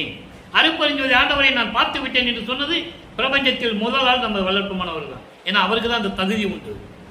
வேற யாருக்கு அருட்பெருஞ்சாண்டவர் இருக்கிறதே தெரியாது. அப்படி பாருங்க. அடுத்து இறைவனுடைய திருவிளையாடல் எப்படி இருக்கும்? 52வது பதிகம் பொது நடம், 3வது பாடல். கலைகள் ஓர் அனந்தம். கலைகள் அன்பர்களே, ஓரடிக்கிறது மட்டும் நினைக்காதீங்க தயவு செஞ்சு. பாட்டை சொல்லி விளக்கம் சொல்றது தான் இறைவனுடைய திருவிளையாடல் உங்களுக்கு புரியும். கலைகள் ஓர் அனந்தம், அனந்தம் மேல் நோக்கி கற்பங்கள் கணக்கில கடப்ப, நிலைகள் ஓர் அனந்தம் நேடியும் காணா நித்திய நிற்குண நிறைவே. மொத்தம் 4 வரி, 2 வரியா விளக்கம் சொல்றோம். கலைகள் ஓர் அனந்தம் என்பது கலை நூல்கள், பல வகையான நூல்கள். வேதங்கள் 4, ரிக்கு வேதம், யசுர் வேதம், சாம வேதம், அதர்வண வேதம். ஆகம நூல்கள் 28 வகையான நூல்கள். இப்படி பல வகையான நூல்கள். இப்படிப்பட்ட நூல்களுடைய நிலைகளை எல்லாம் கடந்து, அதனுடைய விளக்கங்களை எல்லாம் கடந்து, கற்பங்கள் பல ஆண்டுகள், கணக்கே கிடையாது, இதையெல்லாம் கடந்து சென்று கொண்டிருக்கின்றன. யாரு? ஆகமங்களும் வேதங்களும் இறைவனை பார்ப்பதற்காக கற்பகோடி ஆண்டுகள் கணக்கிட முடியாமல் கடந்து கொண்டிருக்கின்றன, சென்று கொண்டிருக்கின்றன. அதை மகாதேவ மலர் சொல்லுவார். ரொம்ப அற்புதமா இருக்கும். ருத்திரர், பிரம்மர், விண்ணோர், வேந்தர், உருகருடர், இயக்கர், பூதர், மருத்துவர், யோகியர், சித்தர், வானவர் முதலோர் அனந்த வேதம் சொல்லுவார். வேதங்களும் அப்படிதான். இவங்கெல்லாம் போயிட்டே இருக்காங்க இறைவனை பார்க்கறதுக்கு, பார்க்க முடியல. களவு இறந்தும் கருணாதி இறந்தும் கடும் செய்யும் தவத்தும் காண்பரை தாம் கடவுளாகி, அப்படிப்பட்ட இறைவனா. ஆக இந்த வேதங்களும் ஆகம நூல்களும் இறைவனை பார்க்கணும்னு கடந்து சென்று கொண்டு இருக்கின்றன. பார்க்க முடியல. எல்லா நிலைகளையும் கடந்து தேடிறாங்க. எல்லா நிலைகள்னா எல்லா வெளிகளிலும் போய் தேடுறாங்க. பரவெளி, பரம்பரவெளி, பராபரவெளி, பெருவெளி, பெருசுக வெளி, இப்படி பல வெளிகளை போயெல்லாம் தேடுறாங்க, நவநிலைகளிலும் தேடுறாங்க, கிடைக்கல இறைவன். அதான் சொல்றாரு, நிலைகள் ஓர் அனந்தம் நேடியும் தேடியும் காண முடியாமல் இருக்கின்ற அழிவில்லாத இறைவனே, நித்திய நிலை பெற்றுக் கொண்டிருக்கின்ற இறைவனே, அழிவில்லாத நிற்குண நிறைவே, பரிபூரணமான இறைவனே, என் குணம் கொண்ட இறைவனே, அன்பயத்தனாதல், தூய உடம்பினாதல், இயற்கை உணவினாதல், முற்றிலும் உணருதல், இயற்கையாகவே பாசங்களை நீக்குதல், முடிவில் ஆற்றல் உடைமை, பேரானந்த உடைமை, வரம்பில் இன்ப உடைமை, இப்படி 8 குணங்கள் உண்டு இறைவனுக்கு. அந்த எண்கோண வடிவில்தான் அங்கே திருச்சிற்றம்பலத்திலே பொற்சபையும் சிற்றபையோடு எப்படி சத்திய ஞான சபை இருக்கிறதோ அதே நிலையை தான் இங்கே வளர்ப்பமன் அவர்கள் நிறுவினார்கள். அந்த விளக்கத்தில் நம்ம பின்னால் பார்க்க போகிறோம். அதெல்லாம் கிளைமேக்ஸு 1870 ஆண்டுக்கு பிறகுதான் அது வரும். அதை அப்போ பார்க்கலாம். இந்த விளக்கத்தை மட்டும் மனசில் வச்சுக்கங்க. அலைகள் அற்று இப்போ எல்லாம் பார்க்க போச்சா, வேதங்கள் ஆகமங்கள்லாம் போய் பார்க்க போச்சு, கிடைக்கல. அப்படிப்பட்ட இறைவன் திருவிளையாடல் செய்து கொண்டிருக்கிறார். எல்லாருக்கும் மறைத்து கொண்டிருக்கிறார், ஒளித்து கொண்டிருக்கிறார், ஒளிஞ்சிட்டு இருக்கிறார். கற்பங்கள் பல கோடி செல்ல தீய கனல் நெடு ஊசி மேல் காலை ஊன்றி நிற்பவருக்கு ஒளித்து பொற்புறமை உணவின்றி உறக்கமின்றி, இந்த பொன்னான உடம்பு உறக்கம் இல்லாம உணவு இல்லாம எலும்பு தெரிகிற மாதிரி புலந்து எலும்பு புலப்பட ஐம்பொறியும் ஓம்பி நிற்பவருக்கு ஒளித்து, ஐம்புலன்களையும் 5 புலன்களையும் பொறிகளையும் அடக்கி நிற்கின்ற தவம் செய்கின்ற முனிவர்கள் கூட பார்க்க முடியவில்லை என்று சொல்லுவார். அமரருக்கு ஒளித்து, தேவர்களும் பார்க்க முடியல, நீ யோக முனிவருக்கு ஒளித்து, நீண்ட காலமாக பல ஆண்டு காலமாக இருக்கின்ற யோகத்தில் இருக்கின்ற முனிவர்களோட இறைவனை பார்க்க முடியல. கீழே தீய வளர்த்து மேல பலகைய ஊசி பலகைய போட்டு ஒத்த கால நிற்கிறான், இறைவனை பார்க்கணும்னு பார்க்க முடியல. அதான் இங்க சொல்றாரு, பல கற்ப கோடிகளாண்டு கடந்து கூட இறைவனை பார்க்க முடியலன்னு சொல்றாரு. அலைகள் அற்று அமுதளித்து அருளும் அருள் பெருங்கடல் என்னும் அரசே, தனக்கு இப்படியெல்லாம் பார்க்க முடியாத இறைவன் தனக்கு எப்படி அருளை கொடுத்தாரு சொல்றாரு.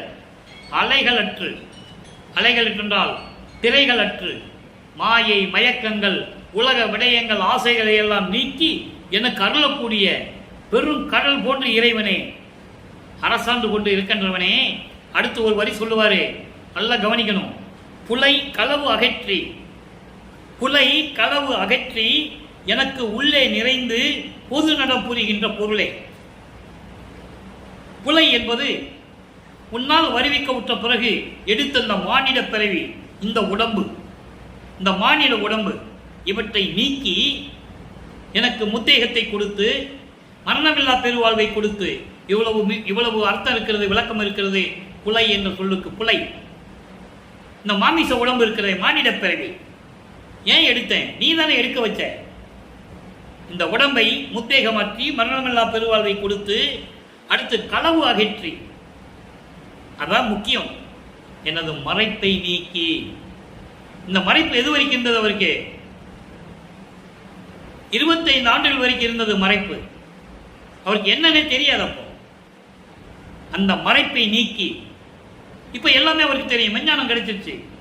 அன்னைக்கு இருந்தது ஞானம் மட்டும்தான், இன்னைக்கு மெஞ்ஞானம் கிடைச்சிருச்சு. அதான் சொல்றாரு, களவு அகற்றி, புலை களவு அகற்றி, இந்த உடம்பை மானிட உடம்பை நீக்கி முந்தேகத்தை கொடுத்து மரணமில்லா பெருவாழ்வை கொடுத்து. ஏன் சொன்னாரு? உலக மக்களுக்கு தெரியப்படுத்தணும், இவர் யாருன்னு உலக மக்களுக்கு தெரியணும். அப்படியெல்லாம் செஞ்சு என் மறைப்பை நீக்கி எனக்கு உள்ளே என் உள்ளத்திலே பரிபூர்ணமாக நிறைந்து திருவிளையாடல் செய்து கொண்டு அருளாட்சி செய்து கொண்டிருக்கின்ற எனது இறைவனே, என் தந்தையே, அருட்பெருஞ் ஜோதியே என்று சொல்லி இந்த பாடலை நாம் கருளியிருக்கிறார்கள். இப்போ இறைவனுடைய திருவிளையாடல் சொன்னாரா? இப்போ இறைவனுடைய திருவிளையாடல்களை பெருமையை சொல்லணும். படிப்படியாக வந்துகிட்டே இருக்கிறார், அதை நம்ம சொல்லிக்கிட்டே இருக்கிறோம். இப்போ திருவருள் பெருமை என்ற ஒரு பதியத்திலே 53வது பதியத்திலே 3வது பாடல். எந்தை என் குருவே, என் உயிருக்கு உயிரே, என் இரு கண்ணினுள் மணியே, இந்துரும் அமுதே. இந்துரும் அமுதே நல்லா ஞாபகம் வச்சுக்கங்க, அதுக்கு விளக்கம் இருக்கிறது.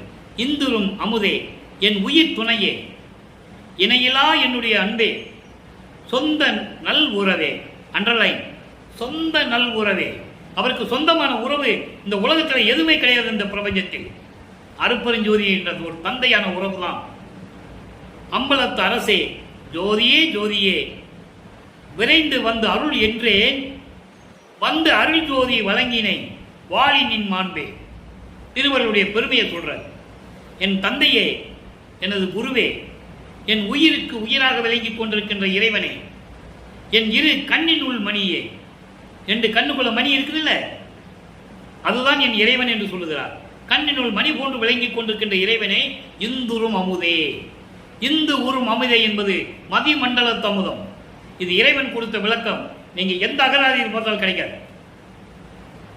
இந்துரும் அமுதே, மதிமண்டலத்து அமுதம் வாயார உண்டே, பதிமண்டலத்து பண்ண நிதியே, நவநாயமாக்கும் என் சிவனை கதவை திறன் சொல்லுவார்.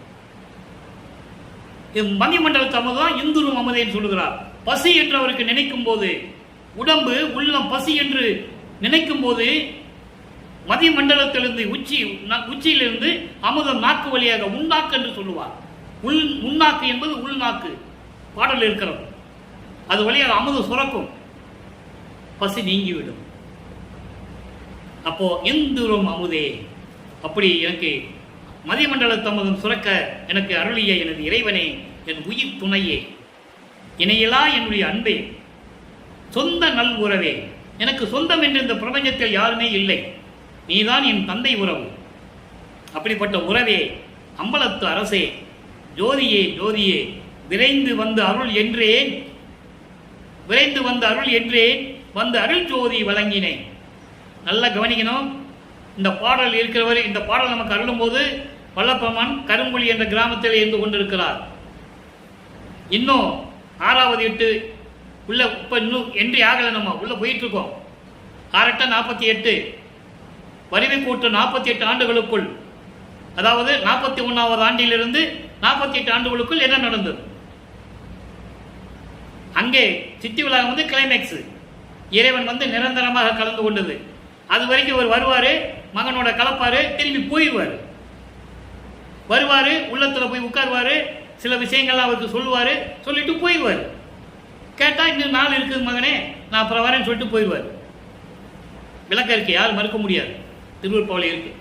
அப்போ இந்த நிலையில் இருக்கும்போது வந்த, நான் வான்னு சொன்னேன், வந்த அருளை கொடுத்த, அருட்பெருஞ்சோதி கொடுத்த, வாங்கி வச்சுக்கிட்டேன். நிலை முடிந்ததா? இது திருவருளுடைய பெருமையை சொல்றாரு. உன்னுடைய மாண்பை, உன்னுடைய அருள் தன்மையை நான் எப்படி சொல்லுவேன் அப்படின்னு சொல்லி இந்த பாடலை நாம் கருளியிருக்கிறார்கள். இப்போ 56 இறை இன்ப குலைவு. அடுத்த பகுதிக்கு வந்துட்டோம். நான் சொன்னேன்ல, நீ வந்துட்டு போயிடுற, நிரந்தரமா எப்ப நீ என்கிட்ட இருப்ப? அதனுடைய தலைப்பு தான் இறை இன்ப குலைவு. மனசு நெகிழ்ந்து சொல்றாரு அப்பா, உருக்கமா சொல்றாரு அவங்க அப்பா கிட்ட. நீ வர, உன் கூட நான் கலந்துக்கிறேன், இருக்கிறேன்னு சொல்ற, அப்புறம் திடீர்னு நான் போயிட்டு வர மகனேன்ட்டு போயிடுறேன். எப்போ என்னோட கலப்பை கேட்கிறார். கரும்புள்ளியில் இருக்கும்போது கேட்கிறார். ஏன் கரும்புள்ளியில் இருப்பது உனக்கு எப்படி தெரியும் என்ன கேட்கக்கூடாது. அது இறைவன் கொடுத்த விளக்கம், அவ்வளவுதான். என்ன அப்போ அங்க இருக்கும்போது கேட்கும்போது அவர் சொல்றாரு, இறை இன்ப குலைவு 3வது பாடல். பாடலை கவனிங்க, இதுல நிறைய விளக்கம் இருக்கு. இப்ப தெரியும் உங்களுக்கு அந்த விளக்கம் எப்படி நடந்ததுன்னு. தானே தயவால் சிறியருக்கு தனித்த ஞான அமுதம் அளித்த தாயே, தானே தயவால் சிறியருக்கு தனித்த ஞான அமுதம் அளித்த தாயே, எல்லா சுதந்திரமும் தந்த கருணை என் தாயே, ஊனே விளங்க. ஏன் அடிக்கடி இதை சொல்றாருன்னு நீங்க புரிஞ்சுக்கணும், மனசுல வச்சுக்கங்க. ஊனே, அதுக்கு விளக்கம் நான் தரேன். ஊனே விளங்க, ஊனமில்லா ஒளி பெற்று எல்லா உலகமும் என் உடைமையாக கொண்டு அருள் நிலை மேல் உற்றேன் முன்றன் அருளாலே. எவ்வளவு பெரிய உண்மையை, பிரபஞ்சத்தின் உண்மையை சொல்றார். யார் சொன்னது? ஒரு ஆள் கூட கிடையாது. உன்றன் அருளாலே வானே மதிக்க. நல்லா கவனிச்சுக்கங்க, இதுக்கு நிறைய விளக்கம் இருக்குது. வானே மதிக்க சாகாத வரனாய் எல்லா வல்ல சித்தே வயங்க உன்னை உள்கலந்து கொண்டேன். உன்னை உள்கலந்து கொண்டேன். இவர் தான் போறாரு, அவர் வரல. அந்த நிலை மாறும்போது தான் அங்கே சித்தி விழாவும். வகுக்கும் தொழிலே முதல் 5ம் நானே புரிகின்றேன். புரிதல் நானோ நீயோ நான் அறியேன். நான் நீ என்னும் பேதமில்லாது நடம் செய்யும் திருவிளையாடல் செய்யும் கருணை நாயகனே. பாடல் இது. விளக்கம் பாருங்க. தானே வலிய வந்து மகனை வருவிக்க உற்ற பிறகு மகன் பட்ட துன்பங்களை எல்லாம் மனதில் நினைத்து அவரை விரும்பி வந்து தானே விரும்பி வந்து தயவால் இந்த மகனுக்கு தனித்த ஞான அமுதம் அளித்த தாயே. தனித்த ஞான அமுதம் என்பது சுத்த சன்மார்க்கம். சுத்த சன்மார்க்கம் பெற்றதால் தான் ஞான அமுதம் என்று சொல்லுகிறார். அதான் மெஞ்ஞானம். நான் ஏற்கனவே சொன்னேன், ஞானம் வேறு மெஞ்ஞானம் வேறு. ஞானம் வந்து சமயங்களிலும் மதங்களிலும் மரங்களில் இருப்பது வைக்க அவன் ஞானம் தான். சுத்த சன்மார்க்கத்தை பெற்ற பிறகுதான் மெஞ்ஞானம் கிடைக்குது. சுத்த சன்மார்க்கம் எப்போ பெற்றார்? 33வது ஆண்டில், வருவிக்க உற்ற 33வது ஆண்டில் என்பதை திருவூர்பாவிலே நாம் கண்ட உண்மை. அப்போ சுத்த சன்மார்க்கத்தை பெற்ற பிறகு அவருக்கு ஞானாமுதம் கிடைத்து விட்டது. ஞானாமுதம் என்பது மெஞ்ஞானம். மெஞ்ஞானம் என்பது முக்காலத்தையும் உணர்ந்தது. யாருக்கு கிடையாது என்பதை ஒரு பாடலிலே கூறுவார். நான்முகத்தோனும் திரு நெடுமாலும் மெஞ்ஞானம் என்னும் வான்முக கண் கொண்டு காணாமல். அவங்களுக்கு மெஞ்ஞானம் இல்லைன்னு சொல்றாரு. பிரமனுக்கு திருமாலுக்கே மெஞ்ஞானம் இல்லைன்னா வேற யாருக்கு இருந்திருக்கும்? யாருக்கு கிடையாது. மெஞ்ஞானம் இல்லாமல் இறைவனை எப்படி பார்த்துவன ஆணவம் கொண்டு சென்றவர்கள் தானே தன் உருமாறியும். அந்த பாடலில் சொல்லுவார், பிரமன் அன்னப்பறவையாகவும் இவன் பன்றியாகவும் உருமாறி போயிட்டு இருக்காங்க, பார்க்க முடியல. தேன்முக கொன்றை முடியும் செந்தாமரை சேவரையும் ஊன்முக கண் கொண்டு காணாமல் தேடி நின்றார் சற்றும் உணர்விலரே. அதான் முக்கியமான வார்த்தை. இன்னும் பார்க்கலையா? இறைவனை எப்படி பார்க்கணும் கூட அவங்களுக்கு உணர்வு இல்லை, தெரியல என்ற. அப்படிப்பட்ட மெஞ்ஞானம் எனக்கு அளித்த தாயே, எல்லா சுதந்திரமும் தந்த கருணை என் தாயே, எனக்கு எல்லா சுதந்திரத்தையும் கொடுத்து விட்டாய். ஊனே விளங்க. ஊன் என்பது உன்னால் வருவிக்க விட்ட இந்த உடம்பு, மனித உடம்பு, மனித பிறவி விளங்க. முத்தேகத்தை கொடுத்து, சுத்த தேகம், புரண தேகம், ஞான தேகத்தை கொடுத்து, ஊனமில்லா ஒளி பெற்று எல்லா உலகமும் ஊனமில்லா ஒளி பெற்று. ஏற்கனவே அருட்பெருஞ்சோதியை வாங்கிட்டார்ல, அதான் சொல்றாரு, குறையில்லாத, எந்த குற்றமும் குறையில்லாத அந்த அருட்பெருஞ்சோதியை பெற்று, அதுக்குதான் ஊனமில்லா ஒளி பெற்று என்று சொல்லுகிறார். அருட்பெருஞ்சோதியை பெற்று எல்லா உலகமும் என் உடைமையாக கொண்டு, எல்லா உலகத்தையும் நான் அடக்கி ஆடுறேன்னு சொல்றாரு. நல்லா புரிஞ்சுக்கணும் நீங்க. எல்லா உலகத்தையும் உடைமையாக கொண்டு அருள் நிலை மேல் உற்றேன். அருள் நிலை மேல் உற்றேன், கடவுள் நிலை. அதான் சுத்த சிவஞான நிலை. அதான் 16வது நிலை, கடவுள் நிலை அறிந்த அம்மையமாகக்கூடிய நிலை. அதை நான் பெற்றுவிட்டேன் என்று சொல்லுகிறார். உற்றேன் எப்படி? ஒன்றன் அருளாலே. உன்னுடைய அருளாலே நான் எல்லாத்தையும் பெற்றுக்கொண்டேன். வான் மதிக்க. வான் மதிக்க என்றால் தேவர்கள். அதை ஒரு பாடலில் சொல்லுவாரே, வாலி என்று என்னை வந்து மாலயன் ஆதியோர் அருட்பேர் ஆளி என புதிக்க ஏத்த புரிந்தாய். எல்லாம் என்னை வணங்குகிறார்கள் என்று சொல்லுகிறார். வானவர்கள் எல்லாம் என்னை போற்றி வணங்க, சாகாதவனாய், சாகாத வரம் பெற்றவனாய், எல்லா வல்ல சித்தும் விளங்கும்படி உன்னை நான் உள்ளத்தில் கலந்து கொண்டேன். வகுக்கும் தொழிலே முதல் 5. ஏன் உள்ளத்தில் கலந்துட்டேன்னு சொல்றாரு? 5 தொழிலை செய்யணும். ஆக்கி முதல்வோர் தொழிலாம் 5ஐயும் தேக்கி நீ அமுது செய் என்றான். யார்? அவங்க அப்பா சொன்னாரா மகன்கிட்ட. இவர் கேட்கிறாரு, இத்தனை பேர் தனித்தனியா செஞ்சாங்களே தொழில், இப்போ மொத்தமா என்ன செய்ய சொல்ற? நான் எப்படி செய்வேன்? அவன் அச்சம் தவிர்த்து என்று சொல்லுவார். அந்த பயத்தை மகனுக்கு நீக்கினார். ஏன்? இவர் கலந்து கொண்டார் மகனோடு. நல்லா புரிஞ்சுக்கணும் நீங்க.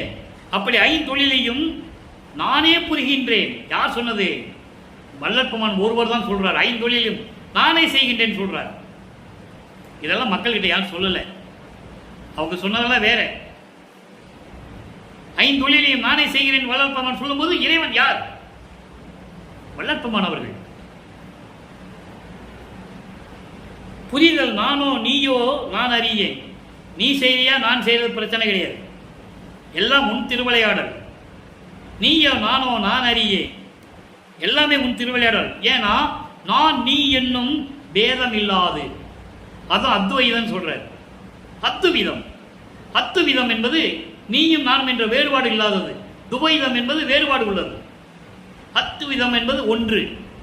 நீ நானும் ஒன்று என்ற நிலையில் திருவிளையாடல் செய்து கொண்டிருக்கின்ற இறைவனை என்று கூறுகிறார். ஆக இப்படிப்பட்ட இறைவனை கேட்கிறாரு, இப்படியெல்லாம் நான் இருந்துகிட்டு இருக்கேன், இன்னும் நீ என்னோட கலந்து கொள்ளவில்லை என்று சொல்லுகிறார்.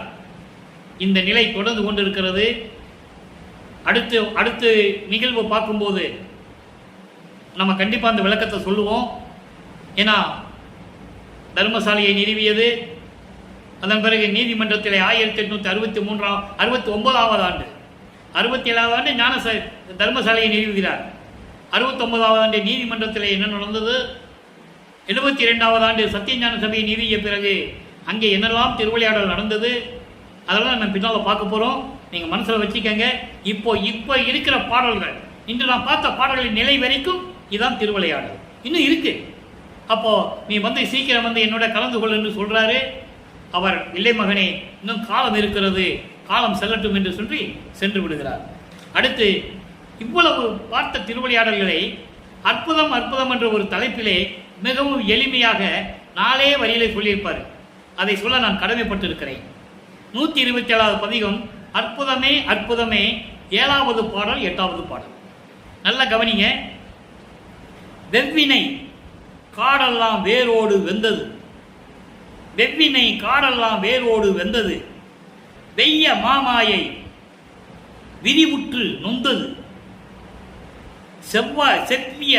செவ்விய ஞானம் சிறப்புற வந்தது, சித்திகள் யாவையும் செய்திட தந்தது. அதாவது எப்படியெல்லாம் சொல்றேன், நீங்க விளக்கம் உங்களுக்கு புரியாட்ட, அதாவது பாடல் வரி புரியாட்ட கூட விளக்கம் புரிய நான் சொல்றேன். சாதி சமய சலக்கெல்லாம் சொல்லிட்டாரா, சாதி சமய சலக்கெல்லாம் அற்றது, சன்மார்க்க ஞான சபை நிலை பெற்றது. இங்கே சன்மார்க்க ஞான சபை என்பது அங்கே திருச்சிற்றம்பலத்துக்கு சொல்றாரு. அதுக்கப்புறம் தான் இங்க கட்டி இங்க சொல்லுவாரு, சபையை என்னுள் கண்டனன்னு சொல்லுவாரு.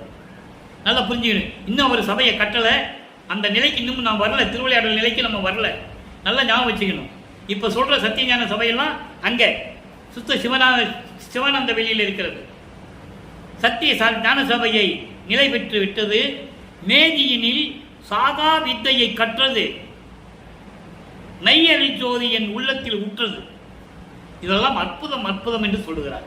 ஏன் சொன்னாரே, உலக மக்கள் தெரிந்து கொள்ள வேண்டும். நான் இறைவனுடைய மகன், இறைவனால் வருவிக்க உற்றவன், சுத்த சன்மார்க்கத்தை மேற்கொண்டு இந்த உலக மக்களை சுத்த சன்மார்க்கத்தில் சேர்த்து எல்லா உயிர்களும் இன்புற்று வாழ வேண்டும் என்று நினைத்து இந்த புலோகத்திற்கு வருவிக்க உற்றவன் என்று உலக மக்களுக்கு சொல்லும் பொழுது இதையும் சொல்ல வேண்டும். வெவ்வினை காடெல்லாம் வேரோடு வெந்தது, சமயம் மதம் மார்க்கங்களில் சொல்லப்பட்ட தீய செயல்கள் முரண்பாடுகள், அந்த காடு அடர்ந்த காடு வெந்தது, எரிஞ்சு போச்சு. வெய்ய மாமாயை கொடுமையான மாமாயைகள், உலக விடயங்கள், மண்ணாசை பெண்ணாசை பொன்னாசை மயக்கங்கள் மாயைகள் அவையெல்லாம் வேரோடு அழிந்தது, நொந்தது, அழிந்தது. செவ்விய ஞானம் சிறப்புற வந்தது. செவ்விய ஞானம் மெஞ்ஞானம் சொல்லிட்டார்ல, ஞானம் வேறு மெஞ்ஞானம் வேறு. செவ்விய ஞானம் என்பது மெஞ்ஞானம், உயர்ந்த நிலையில் கடவுள் நிலையில் இருக்கின்ற மெஞ்ஞானம். அப்படிப்பட்ட மெஞ்ஞானுடைய அருள் எனக்கு கிடைத்து விட்டது, சிறப்புற வந்தது, என்கிட்ட வந்துருச்சு. சித்திகள் யாவையும் செய்திட தந்தது, எல்லா சித்திகளையும் என்னை செய்ய வைத்தது. எது? எல்லாமே சுத்த சன்மார்க்கம். சாதி சமய சலக்கு எல்லாம் அற்றது. சாதிகள் சமயங்கள், இந்த சச்சரவுகள் சண்டைகள் கலக்கங்கள் கலகங்கள் இவையெல்லாம் நீங்கியது, இனிமேல் கிடையாது. ஏன்னா சுத்த சன்மார்க்க காலம் இப்போ நம்ம இருக்கிறது. இதையே மக்கள்கிட்ட யாரும் சொல்லலை. மைக்கை பிடிச்சு பேசுனாங்க, மேடையில் பேசுனாங்க. மக்களே, நம்ம சுத்த சன்மார்க்க காலத்தில் இருக்கிறோன்னு யாரும் சொல்லலை. அது நல்லா தெரிஞ்சுக்கணும். நீங்கள் ஒளி யுகத்தில் இருக்கிறோம். போ எல்லா யுகமும் முடிஞ்சு போச்சு. கிரேத யுகம், திரேத யுகம், துவார யுகம், கலியுகம் எல்லாம் முடிஞ்சு போச்சு. கலியுகம் 1900 ஆண்டுலேயும் முடிஞ்சு போச்சு. இப்போ நம்ம ஒளி யுகத்தில் இருக்கிறோம், சுத்த சன்மார்க்க காலத்தில் இருக்கிறோம். சுத்த சன்மார்க்க தலைவன் அருப்பெருஞ்சாண்டவருடைய அருளாட்சியில் இருந்து கொண்டிருக்கிறோம். வல்லப்பமான 5 பிரபஞ்சங்களை, அதாவது 5 தொழிலையும் செய்து கொண்டு பிரபஞ்சத்தை இயக்கி கொண்டிருக்கிறார். அதை இங்கே சொல்றாரு, சாதி சமய சலக்கெல்லாம் அற்றது, சன்மார்க்க ஞான சபை நிலை பெற்றது. இனிமே சத்திய ஞான சபை தான் நிலையாக இருக்கும். விண்ணுலகத்திலே சுத்த சிவஞான வெளியிருக்கின்ற சத்திய ஞான சபை இதை மனசில் வச்சுட்டு சொல்றாரு, நான் சத்திய ஞான சபையை நிறுவப் போகிறேன், அது நிலை பெற்றது என்று சொல்லுகிறார். நல்லா புரிஞ்சுக்கணும். ஆக விண்ணுலகத்திலே இருக்கிற சத்திய ஞான சபைதான் இங்கே வடலூரிலே அதே அமைப்பிலே அதே அருளோடு வல்லப்பெருமான் நமக்கு நிறுவி காட்டியது. இறைவனுடைய எண் குணம் உண்டு, அதுதான் எண்கோண சபை. நான் ஏற்கனவே 8 குணங்களை சொல்லியிருக்கேன், இன்னைக்கு கூட சொன்னேன். அந்த 8 குணங்களோடு இருக்கிற சபை தான் சத்தியஞான சபை. அப்படிப்பட்ட சத்தியஞான சபை நிலை பெற்றது. மேதியினில் சாகா வித்தையை கற்றது. அப்படி நிலை அவரு அதான் இந்த நிலைகள்லாம் சொல்றாரு. எப்படி இருந்த நான் சமயங்களிலும் மதங்களிலும் மரங்கள் இருக்கும்போது எந்த நிலையும் எனக்கு ஏற்படவில்லை. அதை விட்டதனால் வந்த லாபம் தான் நான் இந்த நிலையில் இருக்கிறேன் என்று பேரு உபதேசத்தில் கூறுவார். சுத்த சன்மார்க்க கொடியை கட்டி பேரு உபதேசம் பண்ணும்போது அதில் கூறுவார். நீங்க குறைநிலை பகுதியை படித்தா தெரியும். அப்போ இந்த மேதியினில் என்பது இந்த உலகத்திலே சாகா கல்வியை கற்றது நான் ஒருவன் தான். நாகாதிவனும் நாராயணனும் நறுமுறும் எனவே ஞான அமுதம் அளித்து நானும் உண்டு துண்ணவே சாகா கலையை பயிற்று தந்த தயவையை சாற்றருக்கறிவு பாடல் இருக்கு, யாரும் மறுக்க முடியாது. எல்லாரும் முன்னிலையிலே சாகா கல்வியை கற்றுக்கொள்கிறார், யாருக்கும் தெரியாது. தனியாக மகனுக்கு உபதேசம் செய்கிறார் அருட்பெருஞ்சாண்டவர். எல்லா திருவிளையாடலையும் சொன்னார்கள். நான் அன்பர்களே அருப்பாவை பற்றி பேசும்போது வேற நூல்களை பற்றியோ வேற யாரை பற்றியோ நான் பேசுவது இல்லை. இருந்தாலும் சில இடங்களில் சுட்டி காட்ட வேண்டியிருக்கிறது. மகனுக்கு உபதேசித்தான் முருகன் என்று சொன்னார்கள், மக்கள் நம்பினார்கள். இங்கே தந்தை மகனுக்கு சாகா கலையை உபதேசிக்கிறார். யார் சொன்னது மக்கள்கிட்ட? யார் சொல்லலையே. திருவிளையாடல், இறைவனுடைய திருவிளையாடல் மக்களுக்கு சொல்லணும். அருப்பா சாதாரண விஷயம் அல்ல. இறைவனுடைய திருவிளையாடலை கூறக்கூடிய பாடல்கள், எல்லா புராணங்களும் எல்லா பாடல்களும் அந்தந்த காலத்தில் நடந்தவை அல்ல. ஒரு யுகத்தில் நடந்திருக்கும், அடுத்த யுகத்தில் அதை எழுதியிருப்பார்கள். யாரோ சொல்லி யாரோ எழுதியிருப்பார்கள். திருவருட்பா அப்படி அல்ல, இறைவனால் எழுதப்பட்டது. இறைவன் தன் கைப்பட எழுதியது. அகவல்லாம் யார் எழுதினது? இறைவன், வல்லப்பெருமானவர்கள். இறைவனுடைய கையெழுத்து யார் பார்த்தது? அதுக்காகவே மக்களுக்கு அதை காட்டினார் வல்லப்பெருமானவர்கள். இறைவனுடைய கையெழுத்தை பார்த்துக்காங்க பாருங்க. அப்படிதான்.